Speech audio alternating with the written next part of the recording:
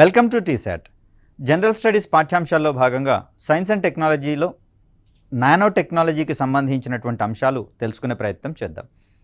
ముఖ్యంగా science and technology యొక్క ప్రాధాన్యత నానాటికి పెరుగుతున్నటువంటి తరుణంలో ఎగ్జామినేషన్ పాయింట్ ఆఫ్ వ్యూలో కూడా ఈ సైన్స్ అండ్ టెక్నాలజీకి సంబంధించినటువంటి అంశాలు కాస్త ముఖ్యమైనటువంటి అంశాలుగా, ముఖ్యమైన టాపిక్లుగా పరిగణించబడుతున్నటువంటి సందర్భంలో మరి సూక్ష్మ సాంకేతికత అంటే ఏంటి, దానివల్ల కలిగేటటువంటి ప్రయోజనాలు ఏంటి, మరి ఈ సాంకేతికత వినియోగంలో ఎలాంటి హర్డిల్స్ మన ముందర ఉన్నాయి, మరి ఆ హర్డిల్స్ని సానుకూలంగా మార్చుకునేటటువంటి క్రమంలో వాటిని పరిష్కరించేటటువంటి కోణంలో ఏ మార్గాలు ఉన్నాయి తెలుసుకునేటటువంటి ప్రయత్నం చేద్దాం. సో ముఖ్యంగా చూస్తే సూక్ష్మ సాంకేతికత అనేది మనకు మరో రకంగా ఎమర్జింగ్ టెక్నాలజీగా కూడా కనిపిస్తున్నట్లుగా తెలుస్తుంది. అంటే ఉద్భవిస్తున్న లేదా అభివృద్ధి చెందుతున్నటువంటి సాంకేతికతగా దీన్ని మనం చూస్తాం. ఎమర్జింగ్ టెక్నాలజీ అంటే ప్రస్తుతము దీని యొక్క అప్లికేషన్స్ గణనీయంగా లేకపోయినా కూడా దాని యొక్క ఉపయోగాలు లేదా అనువర్తనాలు ప్రారంభ దశలో ఉంటూ రాబోయేటటువంటి 5 నుంచి 10 సంవత్సరాలలో అవి మరిన్ని రంగాలకు ఉపయోగించబడుతుండడం ద్వారా మరిన్ని విశాల ప్రయోజనాలను కలిగించేటటువంటి సాంకేతికతలను మనం ఇక్కడ ఎమర్జింగ్ సాంకేతికతలుగా పరిగణిస్తూ ఉంటాం.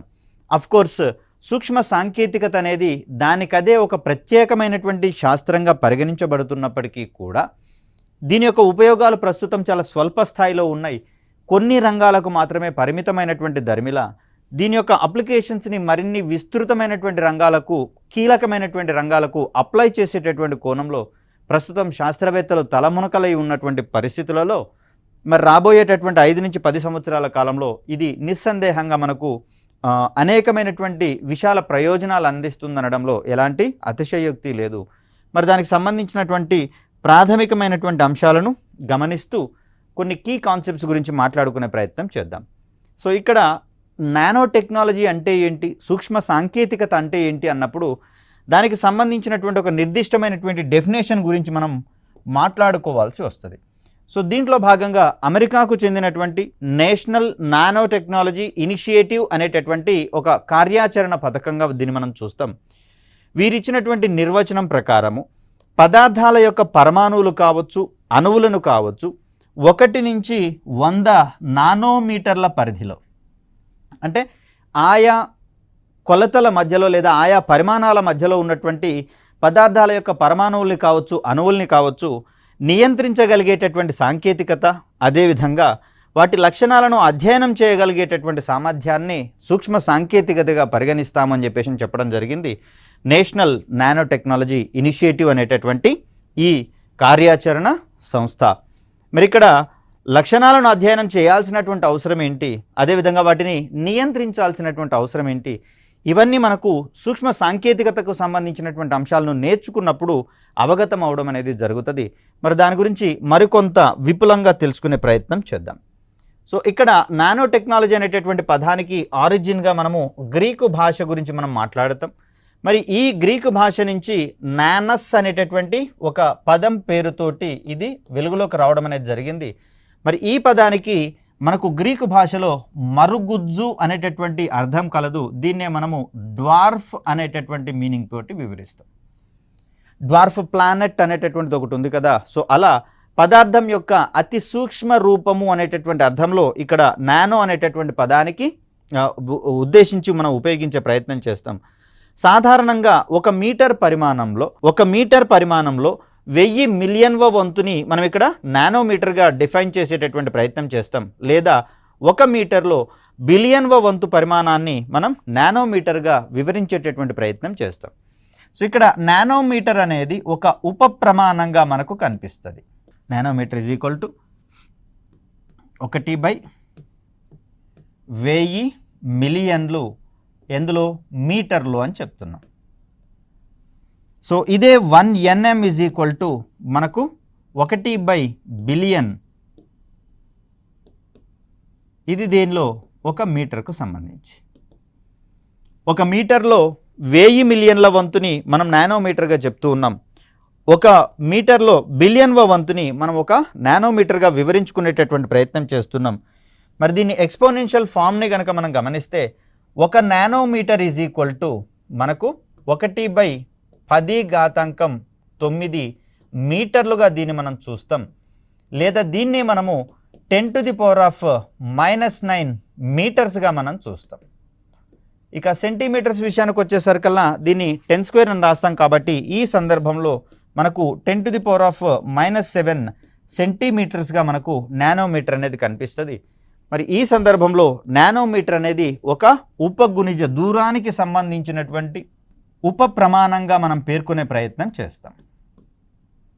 మనందరికీ తెలిసిందే పొడవుకు ప్రమాణాలు లేదా దూరానికి ప్రమాణాలుగా మనము మీటర్ అనేటటువంటి వాటిని చెప్పుకుంటూ ఉన్నాం. దీంట్లో మీటర్కు ఎగువన కనిపించేవి మనకు డెసిమీటరు, అదేవిధంగా సెంటీమీటరు మరియు మిల్లీమీటర్ అనేవి కనిపిస్తూ ఉంటాయి. వీటిని మనము ఉప ప్రమాణాలుగా పేర్కొనేటటువంటి ప్రయత్నం చేస్తాము. మీటర్ తర్వాత మనకు డెకామీటర్ అని, హెక్టామీటర్ అని, అదేవిధంగా కిలోమీటర్ లాంటివి మనకు కనిపిస్తూ ఉన్నాయి. మరి ఇదే విధంగా మనకు నానోమీటర్ అనేది కూడా ఒక పొడవుకు సంబంధించినటువంటి ఉప ప్రమాణంగా మనం చెప్తాం. సో ఇక్కడ సూక్ష్మ సాంకేతికతకు సంబంధించి విశేషమైనటువంటి కృషి చేసిన వ్యక్తుల గురించి మనం మాట్లాడుకోవాల్సి వస్తే మనకు 3 వ్యక్తులు కనిపిస్తూ ఉంటారు. వారిలో మొదటి వ్యక్తిగా మనం రిచర్డ్ ఫెన్మన్ అనేటటువంటి వ్యక్తిని చూస్తాం. సూక్ష్మ సాంకేతికతకు అవసరమైనటువంటి అంశాలను అందించినటువంటి వ్యక్తిగా వీరు మనకు కనిపిస్తారు. తను రచించినటువంటి గ్రంథము there is a plenty of room at the bottom అనేటటువంటి పేరుతోటి వీరు ఒక గ్రంథాన్ని వివరించడం జరిగింది. దీంట్లో సూక్ష్మ సాంకేతికతకు సంబంధించినటువంటి అంశాలను వివరించడం అనేది జరిగింది. ఇక్కడ బాటమ్ అనేటటువంటిది దిగువన అనేటటువంటి అంశంగా మనం చూస్తే, దిగువన అపార అవకాశాలు కలవు అనేటటువంటి కోణంలో దీన్ని మనం వివరించుకోవాల్సి వస్తుంది. అఫ్ కోర్స్ ప్యూర్ తెలుగు ట్రాన్స్లేషన్లు అనేవి మనకు అవసరం లేదు. కాకపోతే ఇక్కడ రూమ్ అనేటటువంటి పదము అక్కడ ఉన్నటువంటి అవకాశాలను గురించి వివరించేటటువంటి పదంగా మనం చూడాల్సి వస్తుంది. ప్లెంటీ ఆఫ్ రూమ్ అన్నప్పుడు చాలా గదులు ఉన్నాయి అన్నట్లుగా కాదు, చాలా అవకాశాలు ఉన్నట్లుగా మనం భావించాల్సి వస్తుంది. ఇక మరొక విశిష్టమైనటువంటి వ్యక్తిగా నోరియో తనిగుచ్చి అనేటటువంటి వ్యక్తి కనిపిస్తూ ఉన్నాడు. 1974లో సూక్ష్మ సాంకేతికత అనేటటువంటి పదాన్ని మొదటగా ఉపయోగించిన వ్యక్తిగా మనకు నోరియో తనిగుచ్చి అనేటటువంటి వ్యక్తి కనిపిస్తూ ఉన్నాడు. దీనితో పాటుగా సూక్ష్మ సాంకేతికత అనున్నది పదార్థాలను వాటి అణువులు లేదా పరమాణువుల స్థాయిలో వేరు చేయడము, సెపరేషన్ చేయడము, సంఘటితం చేయడము, కన్సాలిడేట్ చేయడము, విరూపణ చేయడము, వాటి యొక్క ఆకారాలను మార్చడం అనేటటువంటి ప్రక్రియల యొక్క సమాహారంగా ఈ సూక్ష్మ సాంకేతికత అనేటటువంటి సాంకేతికతను నోరియో తనిగుచ్చి వివరించడం అనేది జరిగింది. ఇతని యొక్క కృషి వల్లనే మనకు ఈ సూక్ష్మ సాంకేతికత సహాయంతో రకరకాల పదార్థాలను తయారు చేసేటటువంటి కోణంలో మనకు బాటమ్ అప్ అప్రోచ్ అని, అదేవిధంగా టాప్ డౌన్ అప్రోచ్ అనేటటువంటివి వెలుగులోకి రావడం అనేది జరిగింది. మరి ఈ 2 రకాలైనటువంటి పద్ధతుల ద్వారా మనము నానో మెటీరియల్స్ని ఎక్కువ మొత్తంలో తయారు చేసుకునేటటువంటి ప్రయత్నం చేస్తాం. ఇక్కడ టాప్ డౌన్ అప్రోచ్ అంటే ఏంటి అంటే, ఒక స్థూల పదార్థం నుంచి మనము వాటి యొక్క దాని యొక్క పరిమాణాన్ని తగ్గించుకుంటూ సూక్ష్మ పదార్థాల వరకు వెళ్ళిన తర్వాత అక్కడి నుంచి మనం పదార్థాలను రూపొందించేటటువంటి ప్రయత్నం చేస్తాం. దీన్ని ఎలా అనుకోవచ్చు మనము అంటే, ఒక భారీ శిలను తీసుకొని వచ్చి ఆ శిలను చెక్కుతూ ఉన్నటువంటి పరిస్థితులలో దాని నుంచి ఒక నిర్దిష్టమైనటువంటి రూపాన్ని తీసుకొచ్చేటటువంటి క్రమాన్ని కనుక మనకి ఇక్కడ చూస్తే, శిల పరిమాణం అంటే తీసుకొచ్చినటువంటి ముడి పదార్థం యొక్క పరిమాణం గరిష్టంగా ఉంటుంది. మనకు వచ్చినటువంటి అవుట్పుట్ అనేది చాలా స్వల్పంగా ఉండేటటువంటి అవకాశం అనేది ఉంది. మొత్తంగా చూస్తే ఈ పద్ధతిలో మనకు పదార్థం యొక్క వృధా అనేది అధికంగా ఉండేటటువంటి అవకాశం ఉంది. దీనికి విరుద్ధమైనటువంటి ప్రక్రియగా మనం బాటమ్ అప్ అప్రోచ్ని మనం చూస్తాం. దీని ప్రకారము పదార్థాన్ని సూక్ష్మ స్థాయిల దగ్గర నుంచే మనకు అనువైనటువంటి రూపాలలోకి మార్చేటటువంటి ప్రయత్నం చేస్తాం. తద్వారా ముడి సరుకు లేదా రా మెటీరియల్ అనేటటువంటిది సక్రమంగా సద్వినియోగం చేసుకుంటూ వృధా అనేది ఇక్కడ మనకు చాలా తక్కువగా ఉండేటటువంటి పరిస్థితి ఏర్పడుతుంది. ఇక మరొక వ్యక్తిగా మనము ఎరిక్ కే డ్రెక్స్లర్ అనేటటువంటి వ్యక్తిని చూస్తాము. తను ఎవరి చేత ప్రేరేపించబడ్డాడు అంటే రిచర్డ్ ఫెన్మన్ చేత ప్రేరేపించబడ్డాడని చెప్పేసి చూస్తాము. ఇతను సూక్ష్మ సాంకేతికతకు సంబంధించినటువంటి అనేకమైనటువంటి అంశాలని engines of creation the coming era of nano technology అనేటటువంటి పేరుతోటి వెలువరించడం అనేది జరిగింది. అంటే రాబోయే కాలం అంతా కూడా మనకు సూక్ష్మ సాంకేతికతకు సంబంధించినటువంటి యుగంగా తను అభివర్ణించడం అనేది జరిగింది. తద్వారా రాబోయేటటువంటి కాలంలో లేదా భవిష్యత్తులో సూక్ష్మ సాంకేతికత యొక్క ప్రభావము మనుషుల మీద ఎంతగా పెనువేసుకుపోతుందో ఈ పదం అనేది మనకు వివరించడం జరుగుతుంది. మరి ఈ గ్రంథాన్ని రచించినటువంటి వ్యక్తిగా మనకు ఎరిక్ కే డ్రెక్స్లర్ అనే వ్యక్తి కనిపిస్తూ ఉన్నాడు. తను సూక్ష్మ సాంకేతికతకు సంబంధించినటువంటి అంశాలను జనబాహుల్యంలోకి తీసుకొని పోయేటటువంటి క్రమంలో 1986లో ఒక ఇన్స్టిట్యూట్ని స్థాపించడం అనేది జరిగింది, ఫోర్సైట్ అనేటటువంటి పేరుతోటి. సో ఈ ఫోర్సైట్ ఇన్స్టిట్యూట్ పేరుతోటి తను అనేకమైనటువంటి సూక్ష్మ సాంకేతికతకు సంబంధించినటువంటి కార్యక్రమాలను, అవగాహన కార్యక్రమాలు కావచ్చు, ప్రచార సంబంధమైనటువంటి కార్యక్రమాలు కావచ్చు, జనంలోకి తీసుకొని పోయేటటువంటి ప్రయత్నం చేశాడు. తద్వారా ప్రజలకు సూక్ష్మ సాంకేతికతకు సంబంధించినటువంటి అంశాలలో అవగాహన పరిచేటటువంటి కార్యక్రమాలను తీసుకొని పోవడం జరిగింది. సంస్థ పేరు ఫోర్సైట్ ఇన్స్టిట్యూట్. దాన్ని ఆవిష్కరించినటువంటి శాస్త్రవేత్తగా ఎరిక్ కే డ్రెక్స్లర్ అనే వ్యక్తి మనకు కనిపిస్తూ ఉన్నాడు. మరి ఇక్కడ 1980sలలో ఈ భావనలు మొగ్గతొడుగుతున్నటువంటి పరిస్థితులలో మనకు సూక్ష్మ సాంకేతికతకు ఒక పెద్ద బూస్ట్ ఇచ్చినటువంటి ఆవిష్కరణలుగా మనకు 2 మైక్రోస్కోప్లు అనేవి కనిపిస్తూ ఉన్నాయి. సో దీంట్లో చూస్తే మనకు స్కానింగ్ టనెలింగ్ మైక్రోస్కోప్ అనేటటువంటిది, దీన్ని 1981లో గేడ్ బెన్నింగ్, హెన్రిచ్ రోహరర్ అనేటటువంటి ఇద్దరు శాస్త్రవేత్తలు దీన్ని రూపొందించినట్లుగా మనకు తెలుస్తూ ఉంది. దీని తర్వాత అటామిక్ ఫోర్స్ మైక్రోస్కోప్ అనేటటువంటిది 1985లో దీన్ని ఆవిష్కరించడం. దీనిని బిన్నింగ్, గెర్బర్ మరియు క్వేట్ అనేటటువంటి 3 శాస్త్రవేత్తలు మనకి ఇక్కడ దీన్ని ఆవిష్కరించినట్లుగా మనకు తెలుస్తూ ఉంది. సో ఇక్కడ కనిపిస్తున్నటువంటిది మనకు అటామిక్ ఫోర్స్ మైక్రోస్కోప్ కాగా, ఇక్కడ కనిపిస్తున్నటువంటిది మనకు స్కానింగ్ టనెలింగ్ మైక్రోస్కోప్గా మనం ఇక్కడ చూస్తూ ఉన్నాం. సో ఇది ఏఎఫ్ఎంగా చెప్తాం, ఇది ఎస్టీఎం, స్కానింగ్ టనెలింగ్ మైక్రోస్కోప్.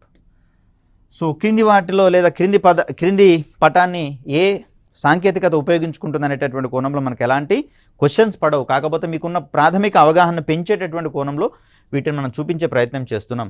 సో ఇక్కడ టిప్ దగ్గర మనకు కావాల్సినటువంటి పదార్థాన్ని అమర్చినప్పుడు దాని యొక్క అణువుల యొక్క లేదా పరమాణువుల యొక్క సూక్ష్మ స్థాయిల వద్ద వాటి యొక్క అమరికలు ఏ విధంగా ఉన్నాయనేది మనకు వివరించే ప్రయత్నం చేస్తుంది ఎస్టీఎం లాంటి పరికరం. మరి ఈ పరికరాల ఆవిష్కరణతోటి పదార్థాలను సూక్ష్మ స్థాయిల వద్ద పరిశీలించగలిగేటటువంటి అవకాశం శాస్త్రవేత్తలకు చిక్కింది. అంతేకాకుండా సూక్ష్మ స్థాయిల దగ్గర ఈ పదార్థాలు ఏ విధంగా ప్రవర్తిస్తాయి, వాటి యొక్క భౌతిక రసాయన లక్షణాలను కూడా మనకు వాటి యొక్క భౌతిక రసాయనిక లక్షణాలను సైతం అధ్యయనం చేసేటటువంటి వీలు చిక్కింది మరి ఈ రకమైనటువంటి పరికరాల ఆవిష్కరణ వల్ల. కాబట్టే అణువులు, పరమాణువులను సూక్ష్మ స్థాయిల వద్ద ఏ విధంగా మనము సక్రమంగా సద్వినియోగం చేసుకోవచ్చు, మనకు అవసరమైనటువంటి సూక్ష్మ సాంకేతిక పదార్థాలను కావచ్చు, పరికరాలను కావచ్చు ఏ విధంగా రూపొందించుకోవచ్చు అనేటటువంటి అంశాలలో అవగాహన అనేది ఈ పరికరాల తర్వాత పెరిగినట్లుగా మనం గమనిస్తాం. ఇక్కడ సూక్ష్మ సాంకేతికతలో కీలకమైనటువంటి పదార్థాలుగా, మౌలిక పదార్థాలుగా మనకు కనిపించేవి కార్బన్కు సంబంధించినటువంటి రూపాంతరాలుగా వీటిని మనం చూస్తాం. ఇక్కడ మనకు ఆంధ్రప్రదేశ్లో దీని యొక్క ఉనికి మొట్టమొదటగా కనుగొన్నట్లుగా మనకు తెలుస్తూ ఉంది. దాన్ని మనం బక్ మినిస్టర్ పుల్లరిన్ అనేటటువంటి పేరుతోటి చెప్తాము. దీనికే మరొక పేరుగా బక్కీ బాల్ అని చెప్తాం. బక్కీ బాల్. క్రింది వానిలో బక్కీ బాల్కి సంబంధించినటువంటి అంశాలను, సరైన అంశాలను గుర్తించండి అన్నప్పుడు బక్కీ బాల్ అంటే ఏమో కాదు, బక్మిన్స్టర్ పుల్లరిన్ లేదా సింపుల్గా వీటిని మనం ఫుల్లరిన్స్ అనేటటువంటి పేరుతోటి చెప్తాము. సో వీటిని రిచర్డ్ స్మాలీ, సర్ హ్యారీ క్యోటో అదేవిధంగా రాబర్ట్ కర్ల్ అనేటటువంటి శాస్త్రవేత్తలు సంయుక్తంగా దీన్ని రూపొందించడం అనేది జరిగింది. సో ఇక్కడ జాగ్రత్తగా గమనిస్తే మనకు 5 బంధాలు కలిగినటువంటి అమరికలు ఒకటి కాగా 6 షడ్భుజి ఆకారంలో ఉన్నటువంటి బంధాలతోటి ఇది మనకు ఏర్పడేటటువంటి అమరికగా మనం చూస్తాం. మోరోవర్ ఇదొక మనకు బోలుగా ఉండేటటువంటి ఫుట్బాల్ ఆకారాన్ని కలిగి ఉంటుంది. ఇక్కడ దీన్ని మనము శూన్యమితీయ నిర్మాణంగా మనం చెప్తాం. 0 డైమెన్షనల్ ఆకారంగా బక్కీ బాల్ని మనం వివరించేటటువంటి ప్రయత్నం చేస్తాం. అమెరికాకు సంబంధించినటువంటి ఈ డోమ్స్ని కన్స్ట్రక్షన్ చేసేటటువంటి వ్యక్తిగా మనకు ఈ బక్మిన్స్టర్ పుల్లరిన్ అనేటటువంటి వ్యక్తి మనకు కనిపిస్తూ ఉంటాడు. సో ఆయన పేరు మీదుగా మనం దీనికి బక్మిన్స్టర్ పుల్లరిన్ అనేటటువంటి పేరుని పెట్టుకోవడం అనేది జరిగింది. సో ఇక్కడ మనకు కనిపిస్తూ ఉంది, దీంట్లో కోవాలెంట్ బాండ్స్ అని, హెక్సాగోనల్ బాండ్స్ అనేటటువంటి మనకి ఇక్కడ కనిపిస్తూ ఉన్నాయి. సో కొన్ని నిర్దిష్టమైనటువంటి ఏరియాల్లో ఇవి పంచభుజి ఆకారాన్ని కలిగి ఉంటే మరికొన్ని ఏరియాల్లో ఇది షడ్భుజ ఆకారాలను కలిగి ఉంది. సో అక్కడ 5 భుజాలతోటి 6 భుజాలతోటి ఉన్నటువంటి అమరికలు మనకు ఆల్టర్నేట్గా కనిపిస్తున్నటువంటి పరిస్థితులలో ఇది మనము C60 అని చెప్పేసి అంటాం. 60 కార్బన్ పరమాణువులు అనేటటువంటివి మనకు ఫుల్లరిన్లలో కనిపిస్తూ ఉన్నాయి. సో అమెరికన్ ఆర్కిటెక్ట్ అయినటువంటి బక్మినిస్టర్ పుల్లరిన్ సంస్మరణార్థం దీనికి పేరు పెట్టడం జరిగింది. ఇది 0 డైమెన్షనల్ స్ట్రక్చర్గా దీన్ని మనం చూస్తాం. దీంట్లో కార్బన్ పరమాణువులకు హెక్సాగోనల్ షేప్స్ మరియు మన పెంటగాన్ అనేటటువంటి ఆకారాలు మనకు కనిపిస్తూ ఉన్నాయి. దీంట్లో కోవాలెంట్ బాండ్లు, సింగిల్ బాండ్లు అనేవి కూడా మనకు కనిపిస్తూ ఉన్నాయి. సో అలా మనకు ఫుల్లరిన్స్ యొక్క ఆవిర్భావం వల్ల సూక్ష్మ సాంకేతికత అనేది కొత్త పుంతలు తొక్కినట్లుగా మనం చూస్తూ ఉంటాం. దీంట్లో మరొక ప్రాథమికమైనటువంటి పదార్థంగా కార్బన్ నానో ట్యూబ్స్, వీటినే మనము కార్బన్ సూక్ష్మ నాళికలు అంటాం. సింపుల్గా CNT అనేటటువంటి పేరుతోటి దీన్ని మనం వివరిస్తాం. సో ఏంటి వీటి ప్రత్యేకత అంటే ఇవి ఒక రకంగా పైపుల మాదిరిగా ఉండేటటువంటి అమరికలు. అఫ్కోర్స్ చుట్టుపక్కల మొత్తం మళ్ళీ మనకు ఇక్కడ షడ్భుజ ఆకారాలలో ఇది మనకు కనిపిస్తూ ఉంది. మధ్య ప్రాంతం మొత్తం బోలుగా ఉన్నట్లుగా మనం చూస్తూ ఉన్నాం. సో దీనిని మనము ఏకమితీయ నిర్మాణాలు, యూని డైమెన్షనల్ స్ట్రక్చర్స్గా మనం చెప్తాం. వీటిని యూని డైమెన్షనల్ స్ట్రక్చర్స్గా దీన్ని మనం చెప్తాం. సో వీటిని కార్బన్ యొక్క ఏకమితీయ రూపాంతరాలుగా పేర్కొంటాము. వీటిని 1991లో సుమియో లిజిమా అనేటటువంటి శాస్త్రవేత్త ఆవిష్కరించడం జరిగింది CNTలకు సంబంధించి. మరి వీటి రాకతోటి ఆటోమొబైల్స్ రంగంలో కావచ్చు, అదేవిధంగా ఎనర్జీ సెక్టార్లో కావచ్చు, కంప్యూటింగ్ సాంకేతిక సామర్థ్యాలలో కావచ్చు గణనీయమైనటువంటి మార్పులు వచ్చినట్లుగా మనం చూస్తూ ఉన్నాం. అలా ఉన్నటువంటి వినియోగంలో ఉన్నటువంటి రంగాలను మరింత సమున్నతంగా మార్చివేయగలిగేటటువంటి స్వభావం ఉంది. కాబట్టే సూక్ష్మ సాంకేతికతని మనము ఒక రకంగా ఎమర్జింగ్ టెక్నాలజీగా పేర్కొంటూ ఉన్నాం. అఫ్కోర్స్ దీనికి ఇదే ప్రత్యేకమైనటువంటి శాస్త్రంగా ఇప్పటికే ఆవిర్భవించిన సంగతిని కూడా మనం ఇక్కడ దృష్టిలో ఉంచుకోవాలి. సో కార్బన్ నానో ట్యూబ్స్ తర్వాత మనం కీలకంగా భావించేటటువంటి మరొక పదార్థంగా గ్రాఫీన్ అనేది మనకు కనిపిస్తూ ఉంది. ఇవి కార్బన్ యొక్క ద్విమితీయ రూపాంతరాలు, 2 డైమెన్షనల్ స్ట్రక్చర్స్గా మనం వీటిని చూస్తాం. 2010లో వీటిని నోవోసెలోవ్, జైమ్ అనేటటువంటి 2 శాస్త్రవేత్తలు ఆవిష్కరించినట్లుగా మనం చూస్తూ ఉన్నాం. These are the 2 dimensional structures of కార్బన్గా మనం వీటిని చెప్తున్నాం. మోస్ట్ ప్రాబబ్లీ గ్రాఫైట్ అనే దాని గురించి మనందరికీ తెలిసిందే. ఇది మనకు త్రిమితీయ ఆకారంలో ఉన్నటువంటి స్ట్రక్చర్గా మనకు కనిపిస్తుంది కార్బన్ యొక్క రూపాంతరాలలో. మరి ఈ గ్రాఫైట్ అనేది పొరలుగా ఉండేటటువంటి మూలకంగా మనం చూస్తూ ఉన్నాం. అలా గ్రాఫైట్లో ఉన్నటువంటి లేయర్స్ని సెపరేట్ చేసినటువంటి సందర్భంలో మనకు ముందుకు వచ్చేటటువంటి పొరలుగా గ్రాఫీన్ పొరలు అనేవి మనకు కనిపిస్తూ ఉన్నాయి. సో వీటి వల్ల ఉపయోగం ఏంటి సార్ అంటే, ప్రస్తుతము లిథియం అయాన్ బ్యాటరీస్ అన్నింటినీ మనము అధికంగా వాడుతున్నటువంటి పరిస్థితులు మనం చూస్తూ ఉన్నాం.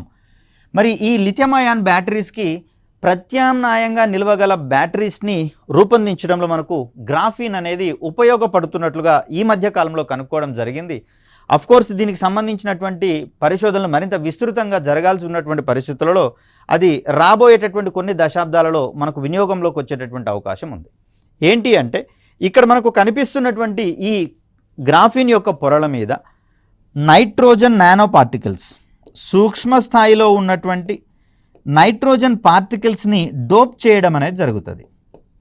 సూక్ష్మ నైట్రోజన్ పరమాణువులను ఇక్కడ మనం డోపింగ్ చేస్తాము. ఆ సందర్భంలో ఈ పదార్థానికి అమితమైనటువంటి విద్యుత్ శక్తిని తలలో నిల్వ చేసుకునేటటువంటి సామర్థ్యం లభిస్తుంది.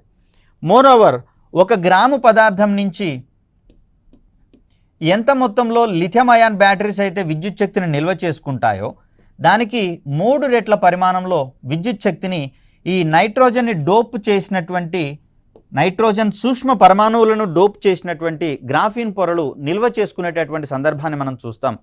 కాబట్టి భవిష్యత్తులో లిథియం అయాన్ బ్యాటరీల మీద ఉండేటటువంటి డిమాండ్ని తగ్గించి వాటి యొక్క ఛార్జింగ్ కెపాసిటీని పెంచడమే కాకుండా సుదీర్ఘకాలం మన్నిక కలిగేటటువంటి బ్యాటరీలను కనుక తయారు చేయాలంటే వాటిని మనం లాంగ్ లాస్టింగ్ బ్యాటరీస్ అంటాం.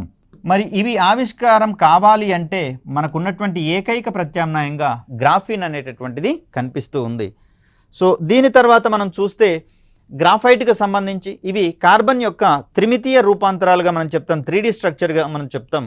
సో ఇక్కడ మరొక ముఖ్యమైనటువంటి అంశం ఏంటంటే బకీబాల్ లేదా ఫుల్లరిన్ కావచ్చు, కార్బన్ నానో ట్యూబ్స్ CNT కావచ్చు, గ్రాఫిన్ కావచ్చు, పరస్పరము ఒకదానిని మరొక దాని స్ట్రక్చర్లోకి మార్పు చేసుకునేటటువంటి అవకాశం ఉంది. కాబట్టి మనకు ఏ పదార్థాలు లభ్యమైతే మిగిలిన పదార్థాలు కొరత ఉన్నాయని చెప్పేసి బాధపడాల్సిన అవసరం లేదు.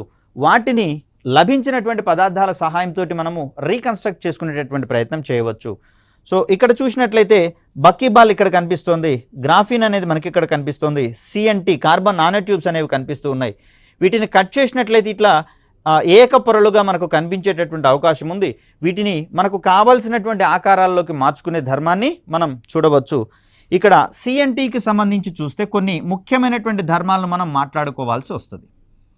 ఏంటివి అంటే ఉక్కు కంటే దృఢమైనటువంటి పదార్థంగా చెప్తున్నాము, అదేవిధంగా ఉక్కు కంటే తేలికైనటువంటి పదార్థంగా CNTల గురించి మనం మాట్లాడుకుంటూ ఉన్నాం. కాబట్టి మనకు ఒక కార్బన్ నానో ట్యూబ్ అంటే సమానమైనటువంటి పరిమాణం కలిగినటువంటి కార్బన్ నానో ట్యూబ్కి సంబంధించినటువంటి తీగను, ఉక్కు తీగను కనుక తీసుకున్నట్లయితే దీంట్లో కొన్ని 10 రెట్ల దృఢత్వాన్ని CNT వైర్లు అనేవి కలిగి ఉంటాయి. బరువు విషయానికి వచ్చేసరికల్లా ఉక్కు కంటే కూడా చాలా తక్కువ బరువుని CNT కలిగి ఉన్నటువంటి స్వభావాన్ని మనం చూస్తాం. కాబట్టి ఆటోమొబైల్ ఇండస్ట్రీస్లలో మనము అత్యంత దృఢమైనటువంటి వాహనాలను తయారు చేయడంతో పాటుగా తేలికైనటువంటి వాహనాలను తయారు చేసేటటువంటి అవకాశం ఏర్పడుతుంది కార్బన్ నానో ట్యూబ్స్ వంటి వాటి ద్వారా. అదేవిధంగా వీటిని మనము సోలార్ ప్లేట్లకు గనక ఉంచినట్లయితే లేదా సోలార్ ప్లేట్స్ రూపొందించడంలో CNTని గనక వాడినట్లయితే తక్కువ పరిమాణంలో అధిక ఎలక్ట్రాన్స్ను సంగ్రహించేటటువంటి స్వభావాన్ని సోలార్ ప్లేట్స్ కలిగి ఉంటాయి. మోరోవర్ సోలార్ ప్లేట్స్ యొక్క బరువును అమాంతంగా తగ్గించేటటువంటి అవకాశం ఉంది. కాబట్టి తేలిక అయినటువంటి మరింత సమర్థవంతమైనటువంటి సోలార్ ప్లేట్స్ను రూపొందించడంలో మనకు CNTs అనేవి ఉపయోగపడుతూ ఉన్నాయి. దీని తర్వాత కంప్యూటింగ్ సెక్టార్లో మనము ప్రాసెసర్లను రూపొందించేటటువంటి క్రమంలో CNTలను కనుక వాడినట్లయితే ప్రస్తుతం ఉన్నటువంటి సామర్థ్యం, ప్రాసెసర్ల యొక్క సామర్థ్యాన్ని 10 రెట్లకు పెంచేటటువంటి అవకాశం అనేది ఏర్పడుతుంది. తద్వారా మరింత సమర్థవంతమైనటువంటి కాంప్యూటేషనల్ సిస్టమ్స్ని మనం డెవలప్ చేసుకునేటందుకు ఈ CNTలు అనేవి మనకు అవకాశాన్ని కల్పిస్తూ ఉన్నాయి. రైట్, ఇక్కడ కోటింగ్ ఏజెంట్లుగా మనము ఈ నానో పదార్థాలను వాడేటటువంటి ప్రయత్నం చేస్తాం. అంటే ఆల్రెడీ ఉన్నటువంటి స్థూల పరమాణువులకు వాటి చుట్టూత వీటిని పూతగా పూసేటటువంటి ప్రయత్నం చేస్తాం. తద్వారా మరింత విశాల ప్రయోజనాలు అనేవి మనం ఇక్కడ పొందడానికి అవకాశం ఉంటుంది. సో ఇక్కడ చూడండి, కోటింగ్ ఏజెంట్లుగా వినియోగించేటటువంటి సందర్భంలో వివిధ పదార్థాలకు సూక్ష్మ పరిమాణంలోని నానో పదార్థాలను పూతగా పోయడం ద్వారా సుదీర్ఘకాలం మన్నిక గల ఇంధన వినియోగాన్ని పెంచేటటువంటి క్రమంలో శక్తి నష్టాలను తగ్గించేటటువంటి ప్రయత్నం చేస్తాం. మరోవర్ ఇక్కడ మనకు ఇంధన సామర్థ్యం పెరిగేటటువంటి అవకాశం కూడా ఉంది. ఫ్యూయల్ ఎఫిషియన్సీ అని చెప్పేసి అంటాం దీన్ని. ఇంత క్రితమే మనం మాట్లాడుకున్నాం CNTల సహాయంతో ఆటోమొబైల్ ఇండస్ట్రీని మరింత సమున్నతంగా మార్చుకోవచ్చు అని చెప్పేసి అనుకున్నాం. మరి ఈ కోణంలో తక్కువ బరువు ఉన్నటువంటి దృఢమైనటువంటి వాహనాలు రూపొందుతున్నటువంటి సందర్భంలో తక్కువ బరువు ఉన్నటువంటి వాహనాల యొక్క ఇంధన సామర్థ్యం పెరిగేటటువంటి అవకాశం ఉంది. కాబట్టి ఆ కోణంలో దీన్ని మనం అర్థం చేసుకోవచ్చు. అల్యూమినియం వైర్లకు కార్బన్ నానో ట్యూబ్లను పూతగా పూయడం ద్వారా విద్యుత్ ప్రసార నష్టాలను తగ్గించి విద్యుత్ ప్రసార సామర్థ్యాన్ని పెంచేటటువంటి అవకాశాల కోసం మనం చూస్తాం. అదేవిధంగా చూస్తే జీవ సాంకేతిక రంగంలో బయోసెన్సార్లను, బయో ఎలక్ట్రానిక్ ఉపకరణాల తయారీలో క్వాంటమ్ డాట్స్ అనేటటువంటివి ప్రాథమిక నిర్మాణాలుగా మనకు కనిపిస్తూ ఉన్నాయి. LEDలకు మెరుగైనటువంటి ప్రత్యామ్నాయాలుగా మనకు క్వాంటమ్ డాట్స్ అనేటటువంటివి కనిపిస్తూ ఉన్నాయి. వీటి సహాయంతో బయో మార్కర్లను కూడా రూపొందించుకునేటటువంటి ప్రయత్నం చేయవచ్చు. సో కొన్ని రకాలైనటువంటి పొల్యూషన్స్ని గమనించేటటువంటి క్రమంలో ఇవి మనకు బయో మార్కర్లు ఉపయోగపడతాయి. వీటితో పాటుగా యాంటీ బ్యాక్టీరియల్ బ్యాండేజెస్ తయారీలో కూడా వెండి సూక్ష్మ రేణువుల్ని ఇప్పటికే మనం వినియోగిస్తూ వెళ్తూ ఉన్నాం. ఇక డయాగ్నసిస్లో భాగంగా బంగారు సూక్ష్మ రేణువుల్ని అల్జీమర్స్ నిర్ధారణలో ఉపయోగించే ప్రయత్నం చేస్తాం. వీటితో పాటుగా సూక్ష్మ స్థాయిలో ఉన్నటువంటి టిన్ ఆక్సైడ్ పరమాణువుల్ని డయాబెటిస్ వ్యాధి నిర్ధారణలో ఉపయోగించేటటువంటి ప్రయత్నం చేస్తూ ఉన్నాం. ఇవి మరింత వినూత్నమైనటువంటి ఆవిష్కరణలుగా మనకి ఇక్కడ కనిపిస్తూ ఉన్నాయి. ఇక ఆహార పదార్థాల ప్యాకేజింగ్కి సంబంధించి కూడా మనకు విస్తృతమైనటువంటి ప్రయోజనాలు ఇక్కడ వస్తూ ఉన్నాయి. వెండి మరియు జింక్ ఆక్సైడ్కి సంబంధించినటువంటి సూక్ష్మ రేణువులను కావచ్చు, టైటానియం నైట్రైడ్ల సహాయంతో ఇవన్నీ కూడా సూక్ష్మ పరమాణువులుగా మనం చూస్తాం. వీటి సహాయంతో తయారు చేసినటువంటి ప్యాకేజింగ్ మెటీరియల్స్ ఏవైతే ఉన్నాయో ఆ ప్యాకేజింగ్ మెటీరియల్లలో మనము ప్యాక్ చేసినటువంటి ఆహార పదార్థాలు సుదీర్ఘ కాలం పాటు చెడిపోకుండా ఉండేటట్లుగా అక్కడ మనం చూస్తాం కాబట్టి సో ఆహార పదార్థాల ప్యాకేజింగ్లో సూక్ష్మ సాంకేతికత యొక్క అనువర్తనాలు అధికంగా ఉన్నట్లుగా మనం గమనించవచ్చు. ఇక దీని తర్వాత శక్తి రంగంలో కనుక మనం గమనిస్తే కార్బన్ నానో ట్యూబ్స్ కావచ్చు, నానో వైర్స్ కావచ్చు, క్వాంటమ్ డాట్స్ వంటి సహాయంతో అధిక సామర్థ్యం ఉండేటటువంటి సౌర ఘటాలను మనం రూపొందించుకునేటటువంటి అవకాశాన్ని మనం ఇక్కడ చూస్తూ ఉన్నాం. ఇక ఆటోమొబైల్ రంగంలోకి వచ్చేసరికల్లా తేలికపాటి దృఢమైన వాహన విడిభాగాలను రూపొందించేటటువంటి క్రమంలో మనకు అధిక మైలేజీ అందించేటటువంటి వాహనాలను రూపొందించడంలో కార్బన్ నానో ట్యూబ్స్తో పాటుగా సూక్ష్మ సాంకేతికత సంబంధించినటువంటి అంశాలు మనకు ఉపయోగపడుతూ ఉన్నాయి. ఎలక్ట్రానిక్స్ రంగంలో విషయానికి వచ్చేసరికల్లా ఇక్కడ గ్రాఫిన్స్ సహాయంతో ముద్రించగల ప్రింటబుల్ అంటే ఇక్కడ 3D ప్రింటింగ్ సహాయంతో మనము ఈ స్క్రీన్స్ని రూపొందించుకునేటటువంటి ప్రయత్నం చేయవచ్చు. దీనితో పాటుగా మడత పెట్టగల ఫోల్డబుల్ తాకే తెరలు టచ్ స్క్రీన్స్ని రూపొందించే ప్రయత్నం చేస్తున్నాం.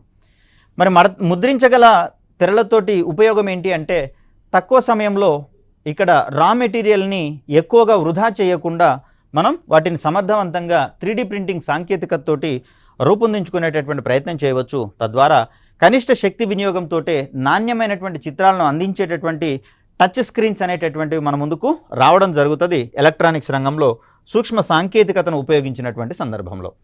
కాస్మెటిక్స్ రంగం విషయానికి వచ్చేసరికల్లా అతినీల లోహిత కిరణాలను సమర్థవంతంగా నిరోధించగలిగేటటువంటి టైటానియం డయాక్సైడ్ మరియు జింక్ ఆక్సైడ్ సూక్ష్మ పరమాణువుల్ని సన్స్క్రీన్ లోషన్లలో ఇప్పటికే మనం వాడుతూ ఉన్నాం. మరి ఈ సన్స్క్రీన్ లోషన్స్ని వాడినట్లయితే శరీరం మీద పడినటువంటి సూర్యరశ్మిలోని అల్ట్రావైలెట్ రేస్ని ఇవి అబ్జర్వ్ చేసుకోవడంతో పాటుగా ఈ యూవీ రేస్ని వాతావరణంలోకి తిరిగి రిఫ్లెక్ట్ చేసేటటువంటి ధర్మాన్ని ప్రదర్శిస్తాయి. కాబట్టి వీటిని సన్స్క్రీన్ లోషన్లలోనే కాకుండా మనకు వాడేటటువంటి ఈ ఫ్యాబ్రిక్స్ యొక్క పైపూతగా వాడినట్లయితే ఇవి వస్త్రాల మీద పడేటటువంటి సూర్యరశ్మిలోని యూవీ రేస్ని సమర్థవంతంగా రిఫ్లెక్ట్ చేసేటటువంటి స్వభావాన్ని కలిగి ఉంటాయి. కాబట్టి యూవీ రేస్ నుంచి మనల్ని కాపాడేటటువంటి ప్రయత్నం చేస్తుంది కాస్మెటిక్స్ రంగంలో ఈ నానో టెక్నాలజీని వాడడం ద్వారా. గృహ నిర్మాణ రంగంలో వచ్చేసరికల్లా ఎయిర్ కండిషనర్లుగా వాడగలిగేటటువంటి తమపై పడినటువంటి దుమ్మును కావచ్చు, నీటిని కావచ్చు తమంత తామే శుభ్రపరచుకునేటటువంటి గ్లాసెస్ని రూపొందించేటటువంటి క్రమంలో మనకు టైటానియం డయాక్సైడ్ సూక్ష్మ రేణువులు అనేవి ఉపయోగపడుతూ ఉన్నాయి. ఫర్ ఎగ్జాంపుల్ మనం ప్రస్తుతం బహుళంతస్తుల భవనాలని బయట వైపున గ్లాస్ ప్లేట్స్ తోటి డిజైన్ చేసుకోవడం అనేది జరుగుతుంది. దీనివల్ల ప్రధానమైనటువంటి ఉపయోగం ఏంటంటే బాహ్య పరిసరాల్లో ఉన్నటువంటి వేడి వల్ల ఈ భవనాలలో ఉన్నటువంటి కూలింగ్ సిస్టమ్ అనేది దాని యొక్క సామర్థ్యాన్ని తగ్గించుకునే ప్రమాదం ఉంది. కాబట్టి దాన్ని నివారించేటటువంటి కోణంలో ఇవి మనకు కనిపిస్తూ ఉన్నటువంటి తరుణము. మరి వీటి ఆధారంగా మనం ఆ ప్రమాదాలను తగ్గించేటటువంటి ప్రయత్నం చేస్తూ ఉంటాం. మరి ఇక్కడ సూక్ష్మ స్థాయిల వద్ద కనుక గమనిస్తే పదార్థాల యొక్క సూక్ష్మ పరమాణువులు వాటి స్థూల పరమాణువులతో కంపేర్ చేస్తే విరుద్ధమైనటువంటి విభిన్నమైనటువంటి ధర్మాలు ప్రదర్శిస్తున్నాయని చెప్పేసి చెప్పుకోవడం జరిగింది. మరి దానికి సంబంధించి చూస్తే ఇక్కడ మనకు కొన్ని పదార్థాల పేర్లు, ఇక్కడ వాటి యొక్క సాధారణ స్థాయిల వద్ద లేదా స్థూల పరమాణువుల యొక్క ధర్మాల గురించి మనం ఇక్కడ మాట్లాడుకుంటున్నాం. అదేవిధంగా సూక్ష్మ పరమాణువుల యొక్క ధర్మాల గురించి ఇక్కడ మనము అధ్యయనం చేసేటటువంటి ప్రయత్నం చేద్దాం. ఇక్కడ సిలికాన్ అనేది మనకు అర్ధవాహకంగా కనిపిస్తూ ఉంది. సాధారణంగా ఇది మనకు స్థూల పరమాణువుల వద్ద అర్ధవాహకంగా పనిచేస్తూ ఉంటే సూక్ష్మ పరమాణువుల వద్ద కనుక దీన్ని రెడ్యూస్ చేసినట్లయితే అది విద్యుత్ వాహకంగా పనిచేసేటటువంటి ప్రయత్నం చేస్తుంది. మోరోవర్ ఇక్కడ అతి వాహకతను ప్రదర్శిస్తుంది అనేటటువంటి అంశాన్ని ఇక్కడ మనం గమనించాలి. స్థూల పరిమాణంలో ఉన్నటువంటి బంగారు రేణువులు బంగారు వర్ణంలో కనిపిస్తూ ఉంటే వీటిని సూక్ష్మ స్థాయిలకు మార్చినటువంటి సందర్భంలో ఎరుపు లేదా నీలి లేదా బంగారు వర్ణంలో ఇవి మనకు కనిపించేటటువంటి అవకాశం ఉంది. ప్లాటినం విషయానికి వస్తే ఈ ప్లాటినం యొక్క స్థూల పరమాణువులు రసాయనిక జడత్వ ధర్మాలను ప్రదర్శిస్తూ ఉంటే వీటిని సూక్ష్మ పరిమాణంలోకి మార్చినటువంటి సందర్భాలలో అవి రసాయనికంగా క్యాటలిటిక్ ధర్మాలను, ఉత్ప్రేరక ధర్మాలను ప్రదర్శించేటటువంటి క్రమాన్ని ఇక్కడ మనం చూస్తాం. రసాయనికంగా జడత్వం అంటే రసాయన చర్యలలో పాల్గొన్నటువంటి పదార్థాలు మనము రసాయనికంగా జడత్వ ధర్మాలను ప్రదర్శించే పదార్థాలుగా మనం చూస్తాం. రసాయనికంగా ఇది ఆ రసాయన చర్య యొక్క వేగాన్ని పెంచేటటువంటి ప్రయత్నం చేస్తుంది, ఉత్ప్రేరకంగా ప్రవర్తించేటటువంటి స్వభావాన్ని మనం చూస్తాం. అదేవిధంగా బంగారం కూడా మనకి ఇక్కడ స్థూల పరమాణువుల వద్ద రసాయనికంగా జడత్వ ధర్మాలను ప్రదర్శిస్తూ ఉంటే సూక్ష్మ పరమాణువుల వద్దకు వచ్చేసరికి అది రసాయనికంగా ఉత్ప్రేరక ధర్మాలను ప్రదర్శిస్తూ ఉంటుంది. రాగికి సంబంధించి చూస్తే ఇది స్థూల పరమాణువుల వద్ద అపారదర్శక స్వభావాన్ని ప్రదర్శిస్తూ ఉంటుంది. అంటే కాంతిని తమ గుండా ప్రసరింపనీయని ధర్మాన్ని ప్రదర్శిస్తూ ఉంటే స్థూల పరమాణువుల వద్ద ఇదే వెండిని సూక్ష్మ పరమాణువులకు గనక మారిస్తే, ఇదే రాగిని సూక్ష్మ పరమాణువులకు గనక మారిస్తే అది పారదర్శక స్వభావాన్ని ప్రదర్శిస్తుందని చెప్పేసి తెలుసుకోవడం జరిగింది. అంటే సూక్ష్మ స్థాయిల వద్ద రాగి పరమాణువులు తమ గుండా కాంతిని ప్రసరింపచేసేటటువంటి ధర్మాన్ని ప్రదర్శిస్తూ ఉంటాయి. వీటితో పాటుగా వెండికి సంబంధించి గనక మనం గమనిస్తే ఈ వెండి సూక్ష్మ పరమాణువులు అనేవి యాంటీ బ్యాక్టీరియల్ ఏజెంట్లుగా పనిచేస్తున్నాయని చెప్పేసి తెలుసుకోవడం జరిగింది.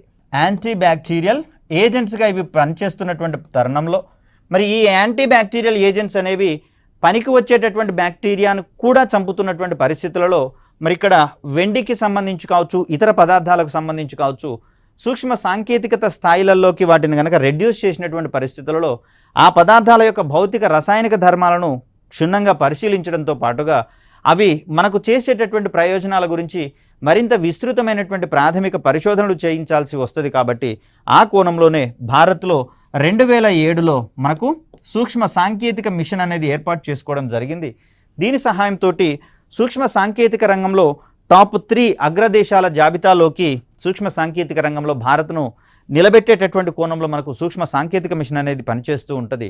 దీనితో పాటుగా భారతదేశంలో ఈ సూక్ష్మ సాంకేతికతకు సంబంధించినటువంటి మౌలిక పరిశోధనలు వేగవంతం చేయడము, సూక్ష్మ సాంకేతికతకు సంబంధించినటువంటి ఎడ్యుకేషన్ సిస్టమ్ని డెవలప్ చేసుకోవడము, హ్యూమన్ రిసోర్సెస్ని డెవలప్ చేసుకోవడము, వీటితో పాటుగా సూక్ష్మ సాంకేతిక రంగంలో ఉన్నటువంటి సంస్థలను పరస్పరం ఒకదానితో ఒకటి అనుసంధానించుకోవడంతో పాటుగా జపాన్లో ఉన్నటువంటి విభిన్నమైనటువంటి సూక్ష్మ సాంకేతిక ప్రముఖ సంస్థలతోటి అవసరమైనటువంటి అవగాహన ఒప్పందాలను సమకూర్చుకోవడం, వీటన్నిటి సమాహారంగా మనకు 2012 వరకు ఈ జాతీయ సూక్ష్మ సాంకేతిక మిషన్ పనిచేసి తర్వాత మరొక 5 సంవత్సరాల కాలానికి దాన్ని పొడిగించి 2017 వరకు 2వ దశ సూక్ష్మ సాంకేతిక మిషన్గా దీన్ని మనము కొనసాగించుకోవడం జరిగింది. తద్వారా మనకు సూక్ష్మ సాంకేతిక రంగంలో భారత్ టాప్ 3 లిస్టులో చేరడం అనేది జరిగింది.